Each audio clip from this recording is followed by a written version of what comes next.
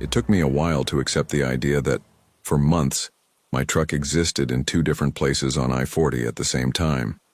It wasn't some kind of spiritual detail or anything out of the ordinary.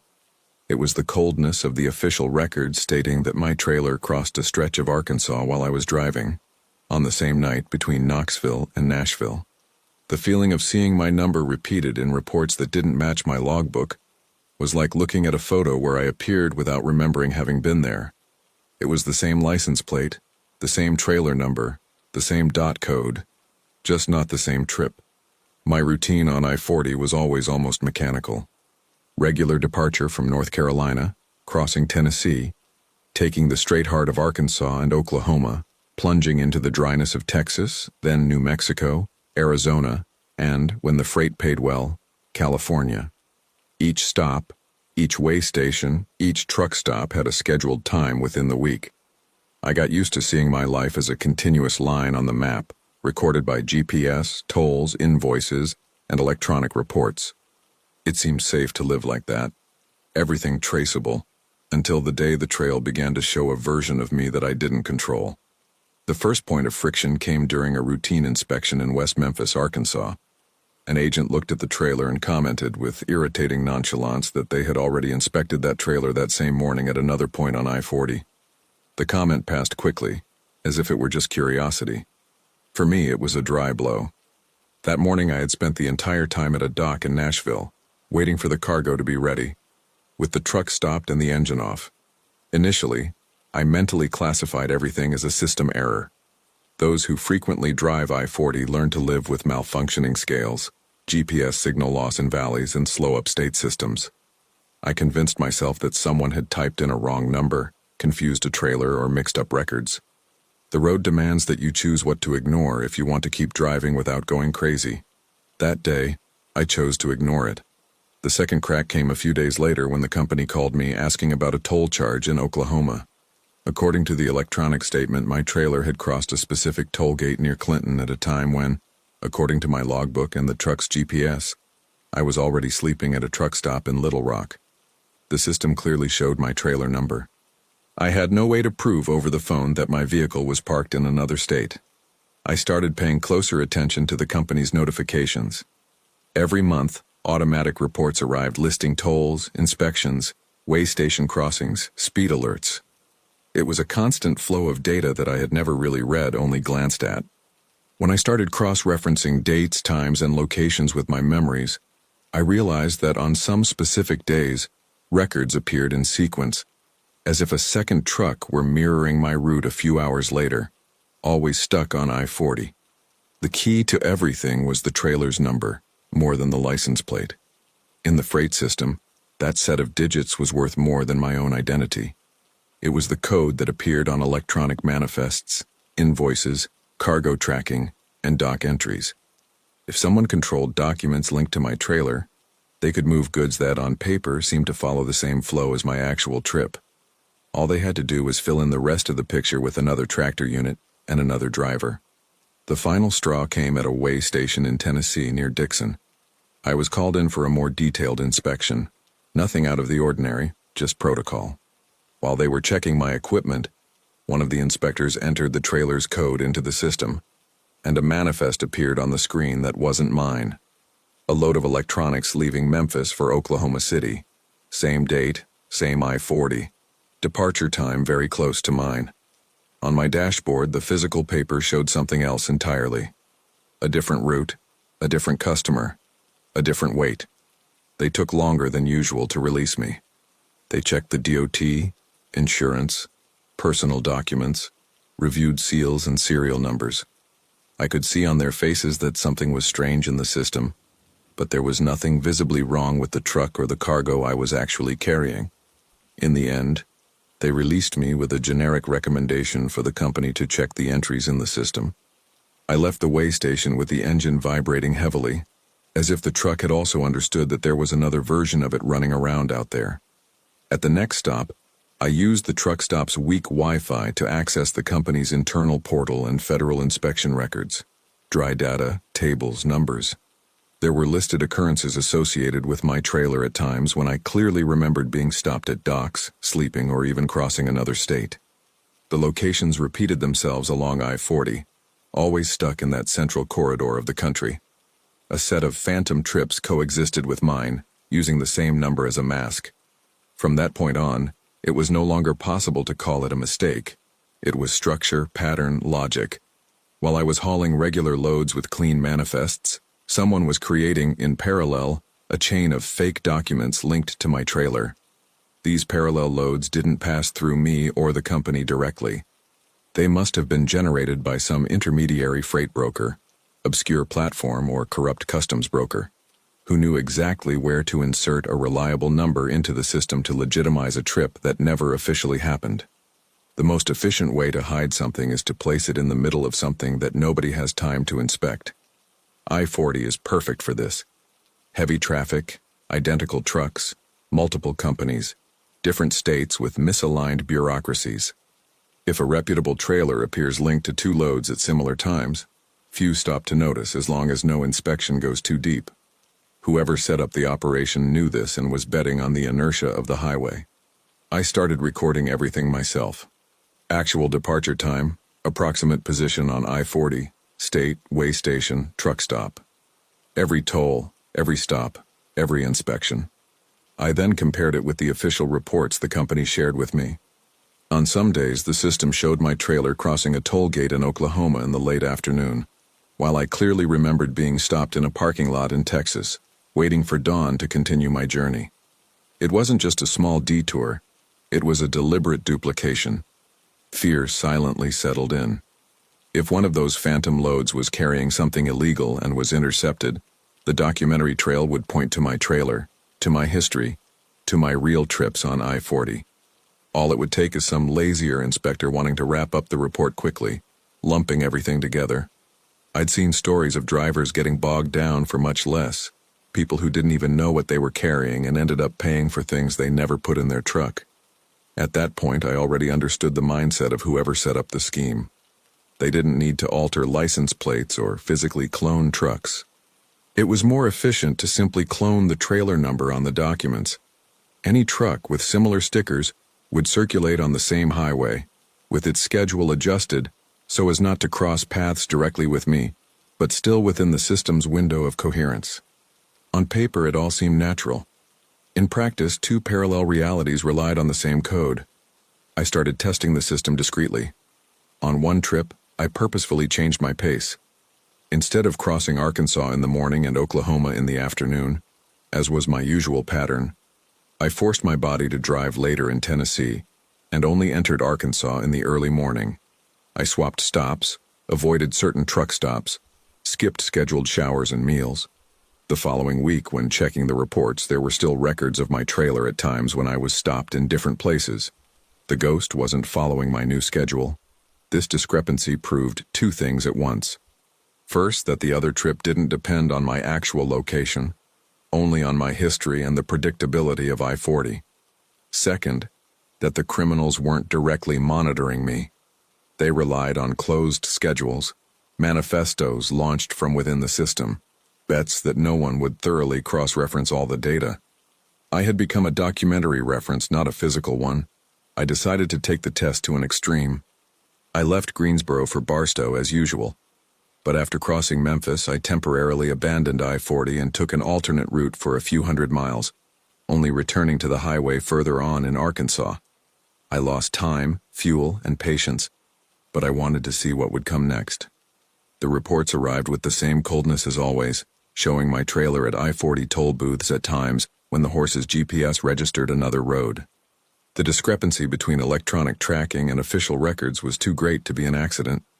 I imagined the parallel truck still on the road, perhaps with another driver who knew exactly what he was doing, perhaps with someone as blind as I had been. Meanwhile, the entire system treated the sum of the two routes as if they were one. The highway accepted without question that the same vehicle could cover incompatible distances within the same time frame. Thinking about going directly to the authorities seemed logical, but in practice it was a labyrinth. If I went to any office saying that my trailer was being used by a second, invisible truck, the first natural move would be to put my name on a list of suspects. Any material evidence that that number had traveled the I-40 on double trips would ultimately be linked to my record. In theory, I could be accused of fabricating a story to separate myself from compromising cargo. I found a loophole that wasn't clean, just functional. On one of my next trips loaded with light cargo, I did the opposite of what any sane driver would do. I deliberately pulled into a weigh station in New Mexico as if I were overloaded. I adjusted the weight distribution inside the trailer to get close to the limit, accelerated enough to attract attention as I approached, and hoped they would pull me over for a full inspection. I wanted a more thorough look from the system on that trailer. It worked. They held me for almost 2 hours. They reviewed documentation, took samples, checked every line of the manifest, cross-referenced the trailer number with previous records. I could see from the outside the discomfort of those who consulted the screens and found duplicates. Nobody told me exactly what appeared there, but the attitude changed.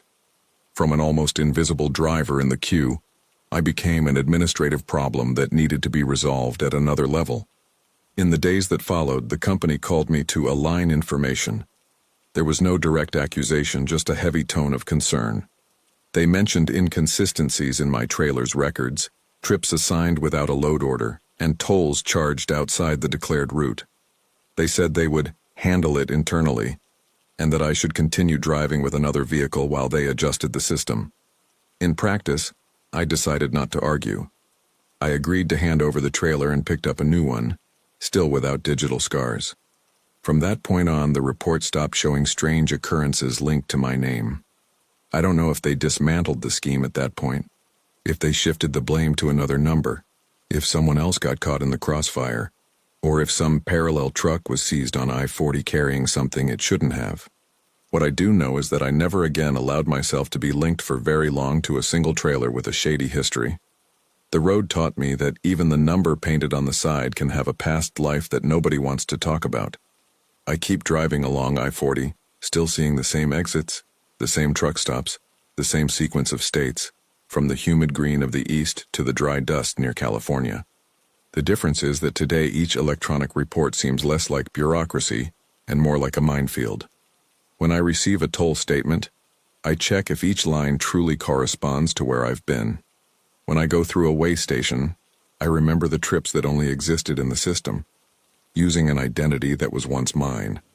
I know I won't see the end of this type of operation. The highway is too wide, the numbers are too easy to copy, the trust in electronic records is too great for anyone to be suspicious of every repeated trailer on a screen.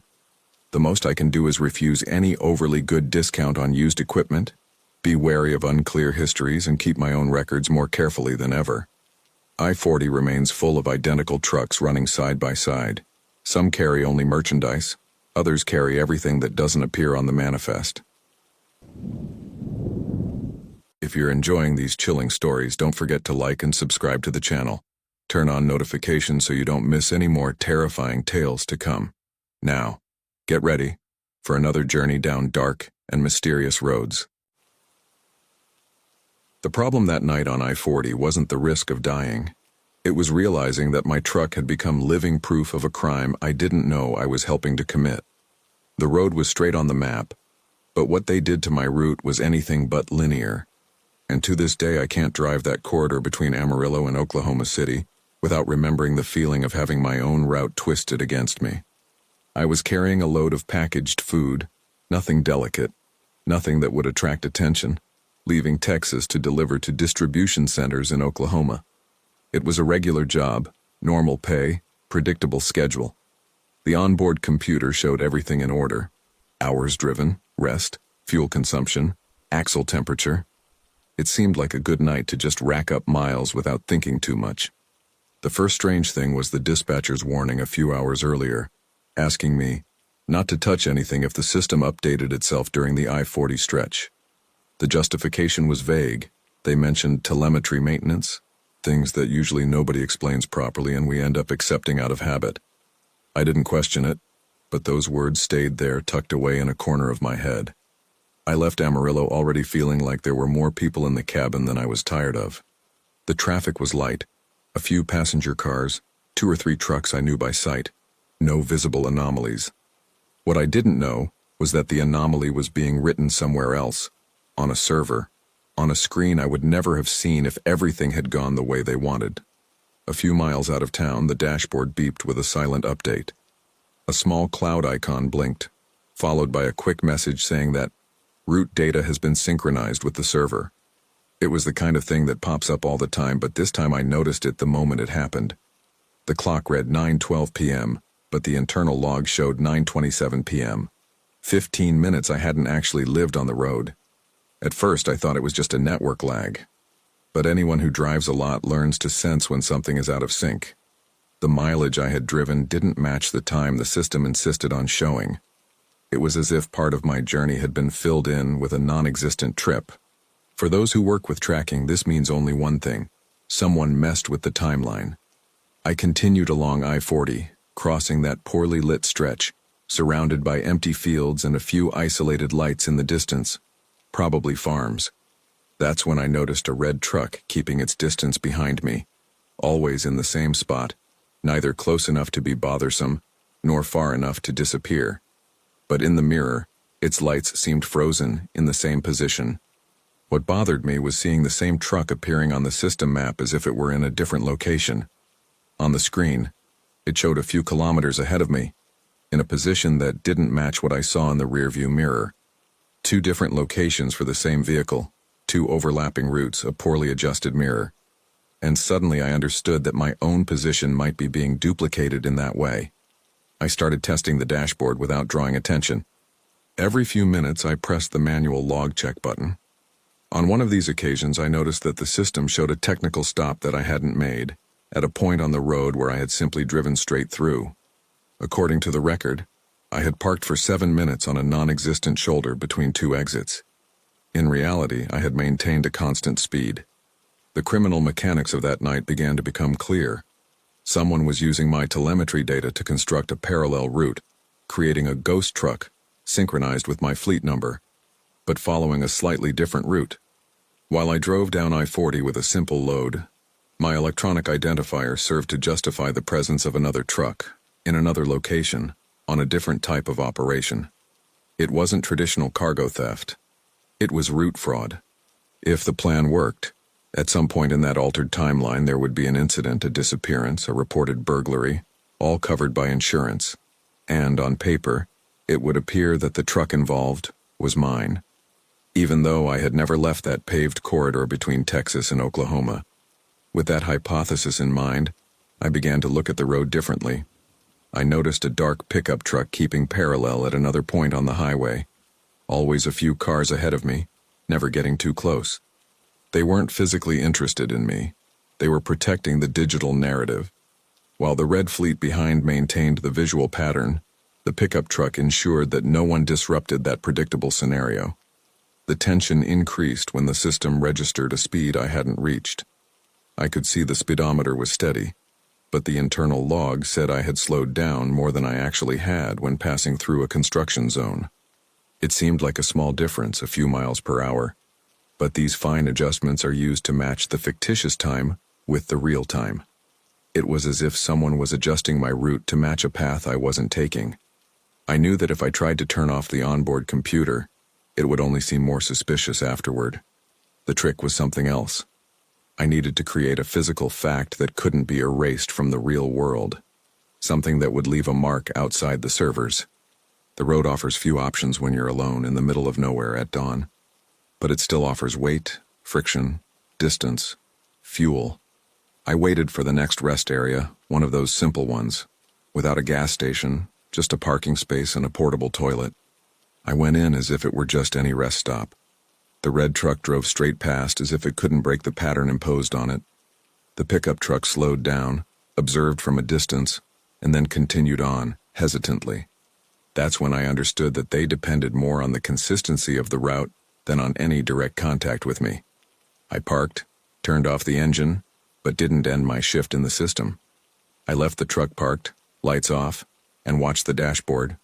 For a few minutes, nothing happened. Then the log indicated that I had returned to the highway. According to the system, my truck had left the rest area and returned to I-40, maintaining its regular route.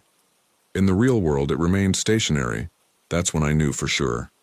They were running a clone of my route in parallel, using my identifier and copying my timeline, but without the real vehicle. While my digital truck continued on, my real truck rested in the dark. I was living proof that that altered route hadn't happened. I waited another 20 minutes before starting the engine. When I got back on the road, the system tried to synchronize again. The time difference had become too large to be masked. The log started displaying small internal warnings, error messages about position inconsistency, and data reconciliation. In practice, this meant that the numbers no longer matched what they said I was doing and what was actually happening. From that point on, the behavior of the suspicious vehicles changed. The red truck reappeared in the rearview mirror, but now more aggressive, approaching and moving away as if trying to pressure me into maintaining a specific pace. The pickup truck returned a few kilometers later, maintaining a more open pursuit. The charade of normalcy had crumbled. They knew the perfect script had cracked. I kept driving as if nothing was wrong, but controlling every action. I didn't speed. I didn't brake unnecessarily. I didn't make any sudden maneuvers. I just let the road move forward and waited for the first large official service area, with cameras, receipts, physical fuel records, enough people to witness anything out of the ordinary. When the sign for a well-structured rest stop appeared, it was like seeing an emergency exit in a fire. I entered slowly, occupied a diesel pump, requested a full tank, registered the payment with my corporate card, and demanded a printed receipt. I made a point of briefly speaking with the attendant about the price of the diesel, just to anchor my presence in his memory. I needed proof that, at that time and minute, my truck was there, and not somewhere else where they were trying to fit the so-called accident report in. When I pulled out to park in the rest area, I saw the pickup truck cross the entrance to the gas station, drive slowly around the yard, and then leave without stopping. The red semi-trailer didn't even enter. It drove past on the highway as if it had nothing to do with it. I stood there, watching, while the company system, somewhere, tried unsuccessfully to reconcile conflicting data. The next day, even before I reached my destination, the security department called. They wanted to know why my log showed two different routes on the same night, why there was a non-existent stop, why the telemetry had recorded a higher mileage than what was on the physical odometer. Questions that would normally be the beginning of an accusation. This time they were a sign that something had been exposed. I calmly explained where I stopped, how long I stayed in the rest area, how much fuel I bought, which gas station I used, and how many miles I actually drove. They cross-referenced the information with security cameras, receipts, and terminal records. The phantom truck that used my identifier didn't appear in any images. My real vehicle was the only one present at all the physical locations that night. A week later, I learned through a side comment from a supervisor that the company had uncovered an insurance fraud scheme using cloned routes, digital trucks, and fabricated claims. No one mentioned names. No one explained details, but the way the conversation died made it clear that high-ranking people were involved. I understood my role. I was the error in the equation, the variable that refused to follow the script. Since then, every time I get on I-40 at night, I look less at the traffic and more at the clock, at the log, at the gap between what the dashboard says and what I know I experienced on the road. The most dangerous part of the highway isn't what's on the road, but what someone might write about what you did, without you actually having done it. Today, when I see any automatic route update, any strange synchronization, any difference of minutes between the real and digital worlds, my reaction is always the same. To create an indisputable physical fact, something that cannot be rewritten behind a screen. Because I learned the hard way that, for certain types of crime, the truck is neither the weapon nor the target. It's the alibi. It took me a while to admit it, but the worst feeling I've ever had in the cab wasn't fear of bandits or accidents. It was realizing that my truck was present at a crime I didn't see. I was driving. Everything seemed normal. Nobody pointed a gun. Nobody blocked my lane. And yet every kilometer I drove was building a piece of something that, if it burst, would fall entirely on my shoulders. That week I was doing a grueling route between El Paso and Houston, going up and down I-10 like it was a train track. Dry cargo, electronics, pallets shrunk in clear plastic, standard seals, quick checks at loading. Nothing that would attract attention. The freight was bad, but the schedule was perfect. Almost always at night, emptier roads, fewer small cars cutting in front. It was supposed to be just another series of trips to pay the bills. The strange detail started small, like almost everything that goes wrong on the road. In the El Paso yard, the checker took too long to release the manifest, but didn't touch anything with the cargo. Instead, he kept circling my truck with a tablet in his hand, as if he were scanning the truck's outline, not the pallet codes. He didn't take measurements, didn't note the chassis number, didn't do anything visible. He just walked in a sort of circular path, zooming in and out as if he were drawing a digital shadow on top of me. I didn't think much of it at the time. I grabbed the CTE, electronic transport document, signed what I had to sign, hitched up the truck, and hit the road. I-10 greeted me in that familiar way, a double lane stretching in an almost straight line, distant gas station lights, a dry desert horizon. Everything was calm. Still, an unsettling feeling began to creep in as if the truck were weighing differently, without the scale confirming anything wrong. Halfway to San Antonio, my freight app displayed a notification I'd never seen before. Something called Advanced Critical Route Tracking had been enabled automatically, with a message saying I was participating in a pilot security program. It was as if the company had plugged my truck into a parallel monitoring system without my permission. I knew nobody gives away extra tracking for free. When there's too much monitoring, there's usually too much to hide. I maintained my speed, trying to continue as if nothing was happening. The truck traffic was normal, some familiar faces, others new. But I started noticing an unsettling pattern. Every time I approached a section with a toll camera, some white truck without a logo would appear a few cars ahead, in the same lane, maintaining an almost perfect distance. It didn't sway like a tired independent truck, it didn't change lanes, it didn't exceed the speed limit.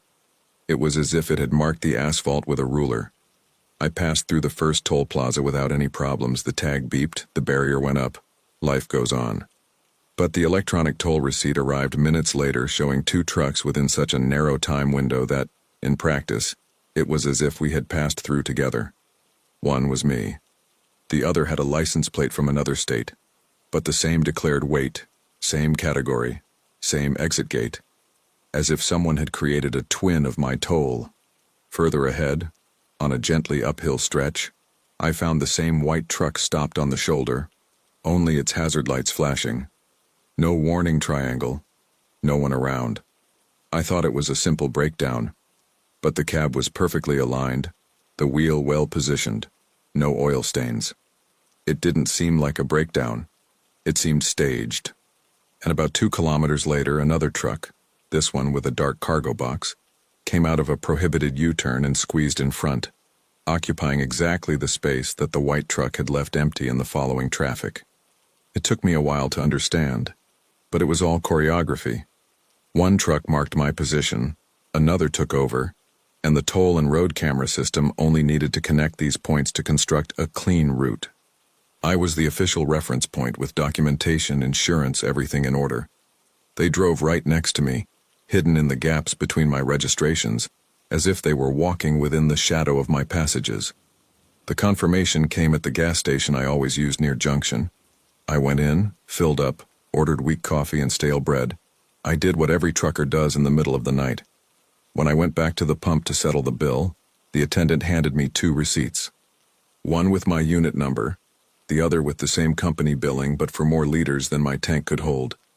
I hadn't stopped at any extra pumps. Someone had used my registration to record a phantom refueling. I questioned the guy, but he swore he saw my truck arrive a few minutes earlier through the internal camera system. When I asked him to rewind the footage, an identical truck appeared in color, but with different details on the side, parking at an angle where the license plate wasn't clearly visible. The screen timeout showed a few minutes before I actually got in. From the outside, it just looked like a delay in updating the image. Up close, it was 2 trucks occupying the same digital space in the perfect time frame. That's when it all started to dawn on me. The guys weren't interested in my cargo. They were using my trail as a cover for another type of transport. With an almost identical truck, a shell company with a similar name, and a fuel supply system linked to my registration, they managed to make the monitoring systems believe that all the movement was mine. If anything suspicious was detected by radar or helicopter, The first name that would pop up on the screen would be mine. I could have ended the trip there, called headquarters, made a scene, but the road has its own way of teaching those who live off it. I knew that if I reacted without proof, the company would say it was a system failure, the gas station would claim a cashier error, and the guys behind it would just choose another trucker to serve as a backup. I was replaceable, but the route between El Paso and Houston at that time wasn't. On the next trip, I accepted the same freight, the same issuer, the same deadline. But I made a different decision. I wanted to understand the limits of their system. I manually noted every toll, every kilometer, every stop. I left my official tracking device on, but silenced new notifications. I started looking less at the dashboard and more at the rearview mirror. And there they were. The white truck always appeared at a comfortable distance, never too close to attract attention, never far enough to miss the range that monitoring systems consider safe. In some stretches, it was barely visible, only the headlights adjusting meticulously to the speed variations, as if it had an autopilot obsessively calibrated. This time, when I arrived at the gas station near Junction, I didn't drive directly into the truck area. I stopped first in an emergency pull-off a few kilometers before, at a point where the station's camera didn't have range. I turned off my headlights and waited for the white truck to pass. It slowed down, as if trying to recalculate the distance to me. But without my truck in the frame, it was momentarily exposed without any shadow to fit into. That's when I saw what was missing. Her trunk didn't have any company markings, but the back displayed a set of small, discrete sensors and antennas, pointing backward, as if they were scanning the road. They weren't just using my trail. They were also capturing signals from other enforcement vehicles, exchanging data with something I couldn't see. I let her go, and only then did I return to the road. I arrived at the gas station about 20 minutes late compared to my usual time. The attendant found it strange, commenting that I had passed by earlier and filled up very little, much less than the previous night. The system showed 2 entries, one with a small refueling, the other not yet registered. They were adjusting the scenario, calibrating the fuel consumption narrative as if I were driving with normal tank variations. At that moment, I already knew I was in the middle of an operation that wasn't targeting me, but using me as a shield. The most tempting part was pretending none of this was happening to me. I just had to keep driving, deliver the cargo, get paid, and that would be it. But I also knew what happens when a plan like that fails. The first CPF, Brazilian Tax Identification Number, that appears on the documentation is that of the driver who has everything in order. The official truck becomes the villain, and the owner of the shadow disappears into the darkness. I'm no hero, no highway vigilante. I'm none of that. I'm just a guy trying to pay the bills with an old truck, bad coffee, and a few bits of America flashing by on my windshield. Even so, that night, I called the truck company's own hotline from the cab, anonymity guaranteed. I told them exactly what I'd seen. The phantom refueling, the twin truck, the double toll payment, the rear parking sensors. I didn't give my name, but I provided details that only someone on the route would know. I knew that if the company was clean, this would raise red flags. If it was shady, the information would disappear. In either case, I needed one thing: to register somewhere off the road that I understood their mechanics, to leave a mark proving that I wasn't blind. The following weeks were strange. They kept offering me the same route, but with less insistence. The notifications from the so-called advanced tracking disappeared from the app. At the toll booths, I started noticing more patrol cars parked in discrete areas, as if they were waiting for someone specific. The white trucks without logos also disappeared, at least on that stretch of the I-10. It might have been a coincidence. It might have been a quick movement by someone who noticed that someone was watching too closely. I never received an official response. No calls, no emails. The road swallows explanations as easily as it swallows bald tires. But I noticed something else. Shortly after, a small stray note on a local news website talked about an operation that had dismantled an electronics theft scheme using a mirror fleet and manipulated toll data between El Paso and Houston. The text cited a providential internal alert as the starting point. It didn't name names. It didn't detail who was driving what.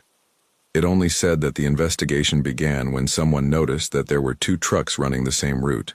with the same fuel consumption pattern and impossible schedules. When I read that, sitting alone in a gas station diner, I felt a relief that had nothing to do with justice. It was a selfish relief of someone who, without moving an inch, managed to get away from a hole that had opened up right in the middle of their own lane. Today I still drive a lot on I-10, and sometimes I pick up the same company, from the same origin, even at the same times. But every time I see a truck that's too white, too clean, too disciplined in its distance, I adjust my rearview mirror and stare for a few extra seconds. The biggest risk isn't the truck trying to cut you off. It's the one that drives perfectly correctly at the exact distance, as if it were repeating your movements with a precision that no tired trucker could maintain alone. I learned that some crimes don't need your truck as a weapon or your cargo as a prize. They only need your route as an excuse. And that's the part nobody talks about when discussing danger on the road.